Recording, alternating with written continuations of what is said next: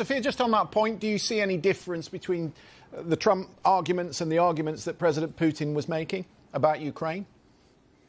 Well, obviously, it's very alarming for an American president to be talking about acquiring a NATO ally's territory. But I do think that they are quite different scenarios. President Putin was seeking his imperial expansion into Ukraine, which really was not just about obtaining Ukraine's territory, but the cultural erasure of the Ukrainian people and their identity, their national identity. And this was all in his objective to reform the Soviet Union, which he saw the collapse of as he described it, the greatest geopolitical tragedy of the 20th century. So I do think that President Trump's ambitions here are more about sovereign control and territorial expansion rather than any kind of cultural objective.